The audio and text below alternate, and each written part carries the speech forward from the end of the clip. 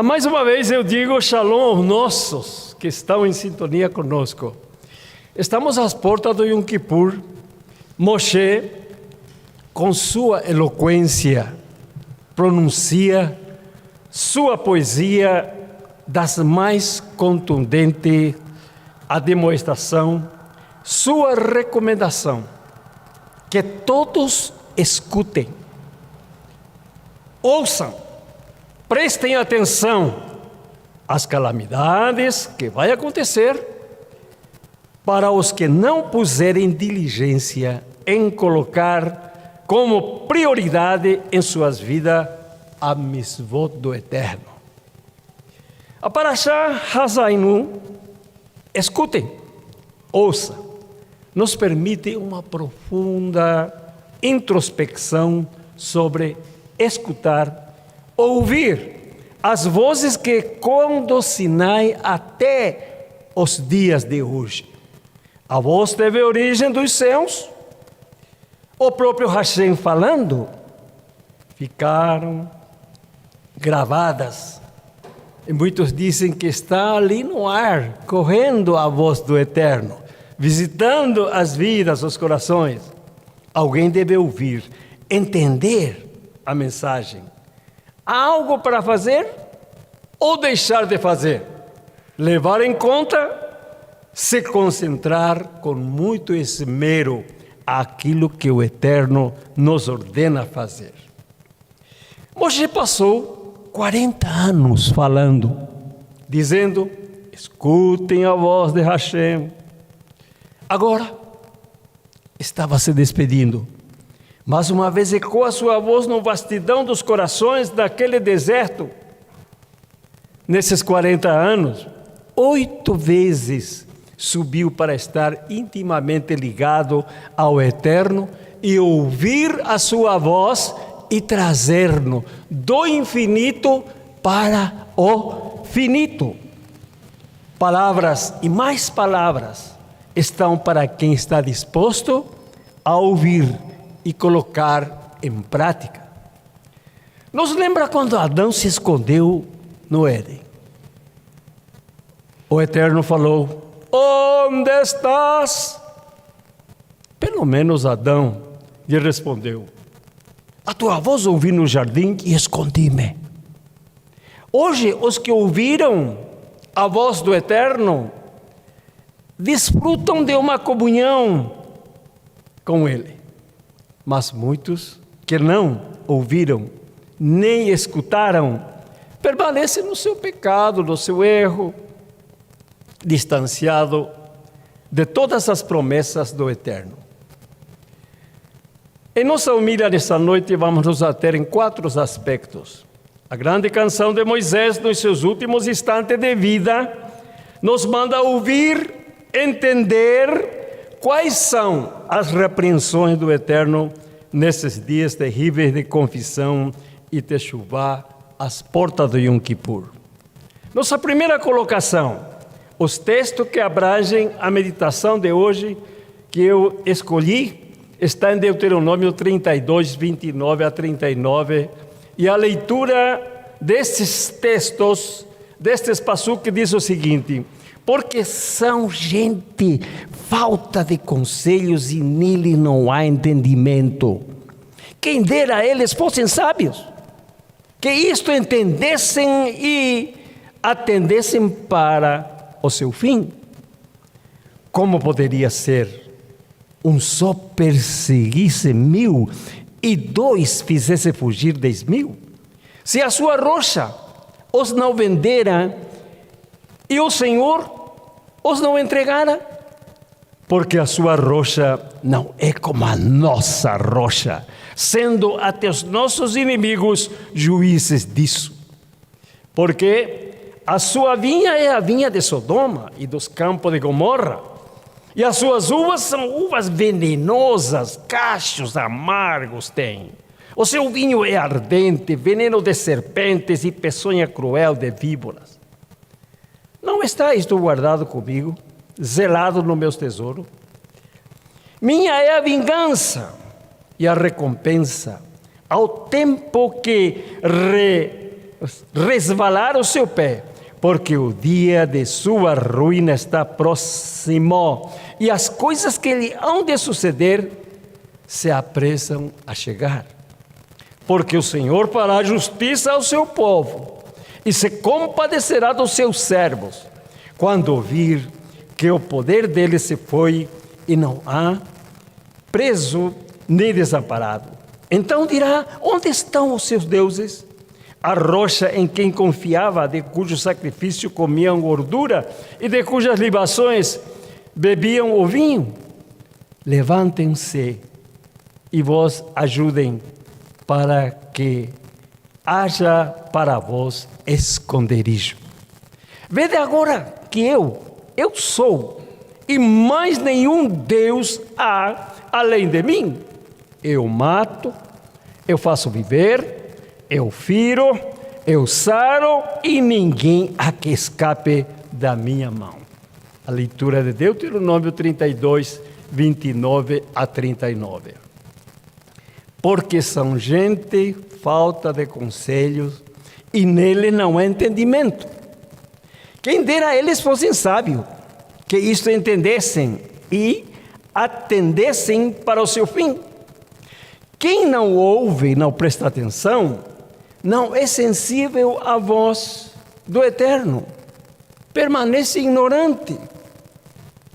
Muitos ouvem até, mas são insensíveis, estão empedernidos. Vede agora que eu, diz o Eterno, eu o sou, e mais nenhum Deus há além de mim. Eu mato, eu faço viver, eu firo, eu saro, e ninguém há que escape da minha mão. Essas expressões criam em nós um respeito, criam em nós um temor, criam em nós nos humilha. Parece que nem sentimos ser um grão de areia, porque Ele é grande, Ele é transcendente, mas graças que Ele também é imanente. Quando a pessoa passa a ser sensível à voz do Eterno, sua vida muda para melhor, porque está conectado à vida, ao Eterno, ligado à fonte que dá vida, repetindo, a fonte da prosperidade e da proteção. Ele é para o tal, o quê? Escudo, rocha, esconderijo. Quando você lê Tehillim 18, você vai encontrar lá mais ou menos 8 identificações que o Eterno faz para a pessoa. Ele como rocha, como esconderijo, como baluarte e assim por diante, muito interessante. A forma que Ele se relaciona conosco. Muitos ouvem, mas não dá dá sua própria interpretação. Não tem base nos pronunciamentos do Eterno. Quando a pessoa está lendo, ao mesmo tempo devia de se compenetrar para qual destino se propõe o Eterno pronunciar suas instruções através do livro da vida que é a Torá. A verdadeira instrução não podemos modificar aquilo que recebemos dele, nem acrescentar. Na falta de sensibilidade das pessoas em ouvir a voz do Eterno, Moshe chama a terra e os céus como testemunha. Diz em um dos artigos de Haron Lahat, a paraxá desta semana é um belo solilóquio de Moisés, com alta retórica e métrica semelhante a uma canção. Os versos são enigmáticos e pungentes, pois Moisés chama o céu e a terra para testemunhar e exortar o povo a seguir os caminhos do Eterno, ouvindo-o, derrubando sua tampa para a natureza profunda e comovente de Hassainu. Encontramos estas palavras de advertência. Considerando a época do ano em que lemos esta paraxá, podemos apreciar ainda mais esta exceção. Afinal de contas, Hainu é sempre lido próximo a Yom Kippur, um bom momento para fazermos Teshuvah. Somos convidados a ouvir, a escutar, a prestar atenção. Admirável e profunda expressão de Moisés em seu poema, ele diz: que meu ensinamento caia como a chuva. Isto é, ouvir, escutar, entender e executar. E as minhas palavras desçam como orvalho, como chuva sobre a grama nova, como chuva abundante nas plantas ternas, sobre os ouvidos de quem está atento à voz do Eterno. Nossa segunda consideração: as 7 vozes que o povo deve ter ouvido, que nós devemos de escutar.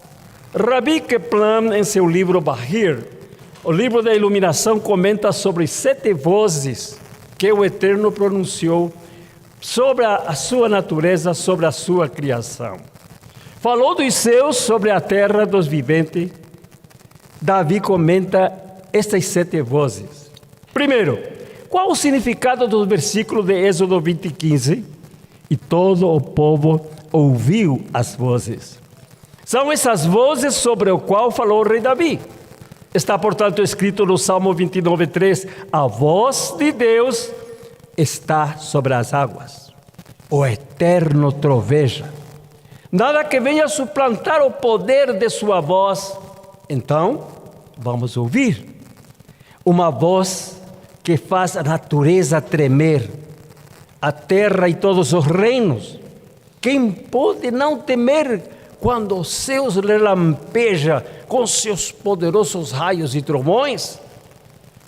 Não haveríamos de ouvir, não haveríamos de nos humilhar, não haveríamos de obedecer, não haveríamos de nos entregar completamente.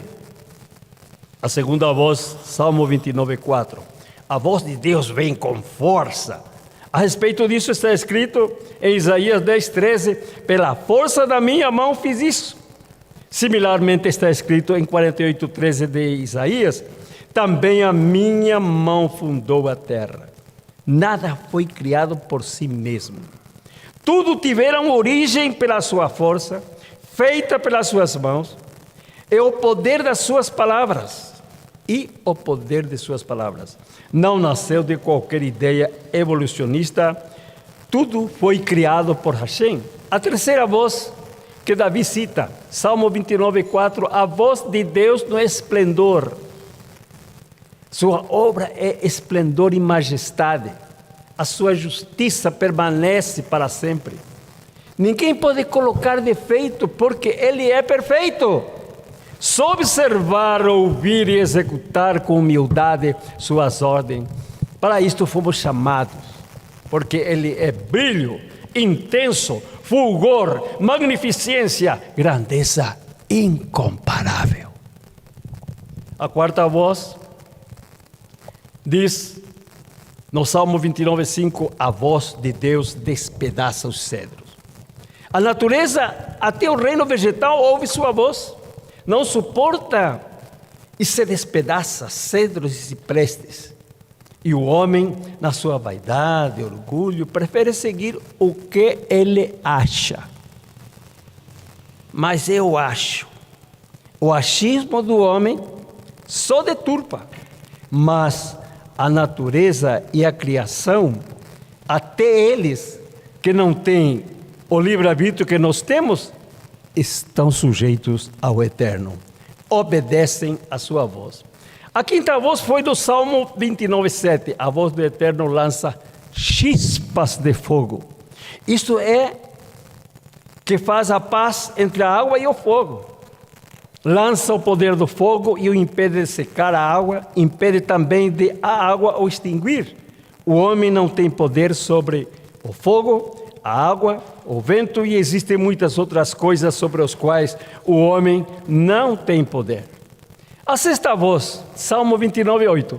A voz de Deus sacode o deserto. Está escrito no Salmo 18:51. Ele fez bem ao Messias, a Davi e a sua descendência para sempre, mais do que quando Israel no deserto, as inúmeras manifestações do Eterno com o poder da sua palavra, será que ouviram? Sim, tremeram e disseram a Moisés: fala tu conosco e não o Eterno, para que não morramos. Quantos que não pereceram porque não escutaram? Milhares morreram, queimados pelo fogo eterno, outros tragados até o abismo, outros de pestilência.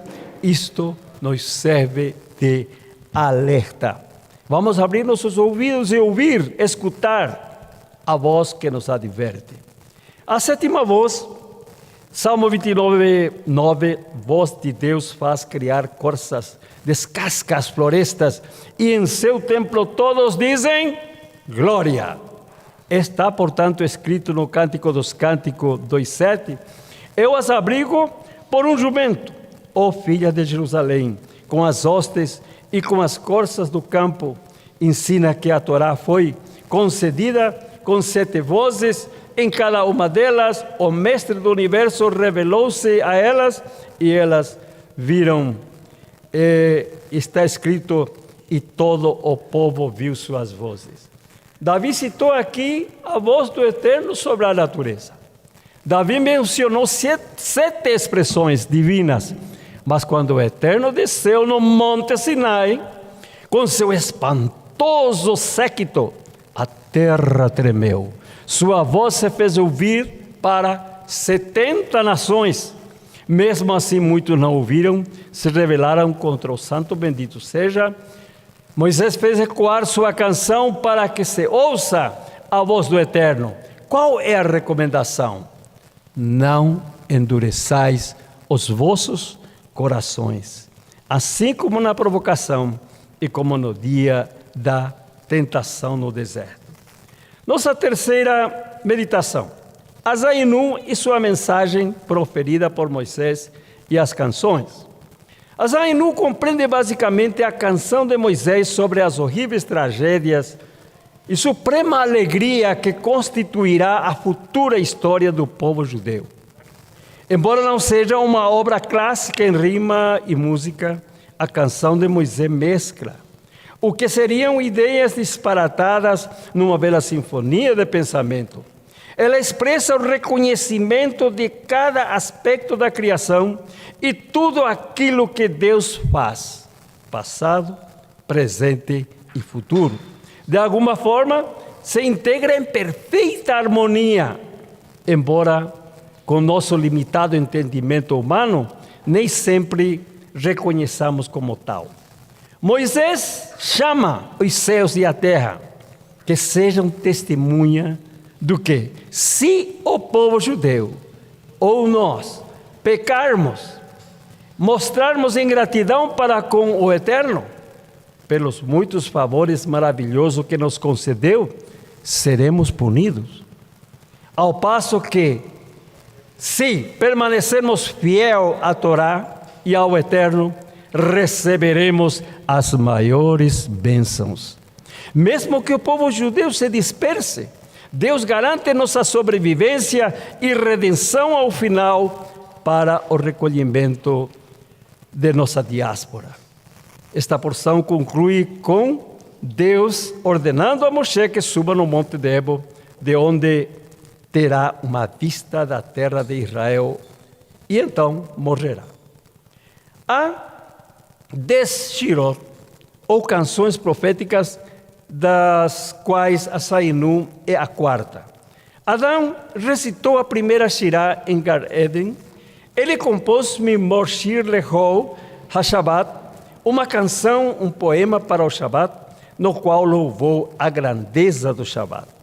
Nas praias do Mar Vermelho, Moshe e Bnei Israel entoaram uma shirá pela sua miraculosa libertação do exército de Faraó. Terceiro, Bnei Israel entoou uma canção em louvor no poço de Miriam. Na Parashá Ruká, nós estudamos isso. Moshe ensinou ao povo a canção de Azainu no dia do seu falecimento, canção de repreensão e advertência, fez ouvir a sua voz. Quando Yehoshua lutou com os Emoritas em Gibom e ousou milagrosamente deteve seu curso em benefício do exército judaico conquistador, Yehoshua cantou Shirá. Débora e Barak compuseram uma Shirá quando Deus entregou os inimigos em suas mãos, incluindo o general cananita Sísera. Isso você vai encontrar em Sufetim 5. Quando Hana deu à luz a Shemuel, após ter sido estéril durante muitos anos, ela louvou a Deus com uma canção profética, 1 Samuel capítulo 2. O rei Davi, no final da sua vida, compôs uma shirá de agradecimento a Deus por tê-lo salvado de todos os seus inimigos. Segundo Samuel 22, o rei Shlomo escreveu Shir Hashirim, a 10ª e a mais bela canção será entoada pelo povo judeu quando Deus o redimir do atual exílio. Embora as primeiras novas canções sejam chamadas de shirá no gênero feminino, a 10ª é denominada shir masculino, pois está escrito: naquele dia este shir será cantado na terra de Judá. A 10ª canção, porém, marcará o fim de todos os exílios, não será seguida por qualquer sofrimento ou provação. Vamos para a nossa última consideração. Aproveitar esses dias de Teshuvá e arrependimento. O que diz o rabino Daniel Ford? O Sefer Hashinut escreve, Misvá 185, que uma das bondades que Hashem concedeu às suas criaturas foi fixar um dia do ano para eles fazerem Teshuvá e obterem a expiação dos seus pecados. Agora, ouçam isso. Se Hashem não expiasse nossos pecados a cada ano, depois de 2 ou 3 anos, o mundo se deterioraria até seu colapso.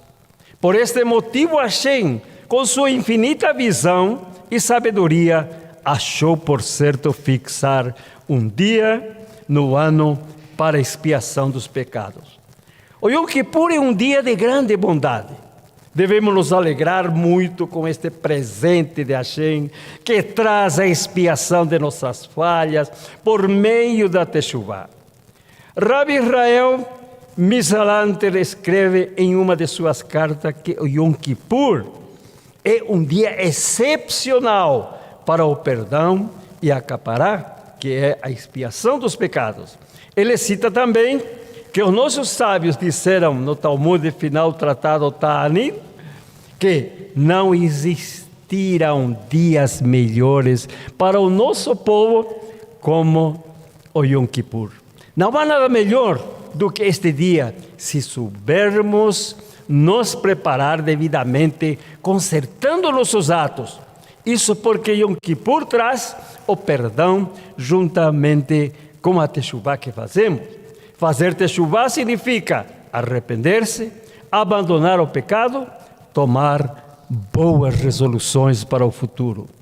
No livro de Meir Netivot, há um conselho de como aproveitar melhor este dia por intermédio da Tefilat, a oração. Devemos aproveitar o tempo em que Hashem está próximo de nós e pedir, implorar a Ele que nos faça retornar ao caminho da sua Torá e de suas mitzvot. Precisamos aproveitar cada valioso segundo do Yom Kippur para fazer uma Teshuvá completa. Sobre isso, consta Tehilim, capítulo 345, Kavot Hashem lehou, koreav lehou asher ikrahu, behemet, Deus está próximo de todos aqueles que o invocam, de todos aqueles que o chamam de forma verdadeira. Rabi Akiva disse a Sheren Israel, vi libne miaten metaharin, umi metaher ehen, avihen, shevas shamay, que quer dizer, bem-aventurado é Israel. Perante quem você se purifica? E quem os purifica? É o Pai que está nos céus. Sobre esta purificação espiritual, consta na seguinte passagem de Ezequiel 36. Eu jogarei sobre vós água pura e vos purificarei. Mesmo conceito expressado por Yirmiyahu 17. Mikve Israel Hashem. Mikve Israel Hashem. O Mikve de Israel é Deus. Sobre esta passagem o Talmud explica: pois assim como a Mikve purifica os impuros, Hashem purifica Israel. Meus amados, espero que tenhamos entendido a mensagem de Hassainu, ouvir, escutar, para escutar todos os ditos da Torá. E o que nos proporciona Yom Kippur? Que coloquemos toda a nossa diligência de fazer profunda teshuvá, que citamos a comoção do arrependimento, uma profunda contrição pelos nossos delitos e alcancemos o registro de nossos nomes no livro da vida. Bem, terminando, nós no próximo sábado teremos melhores explanações com o nosso Moré e com a participação do Minyan.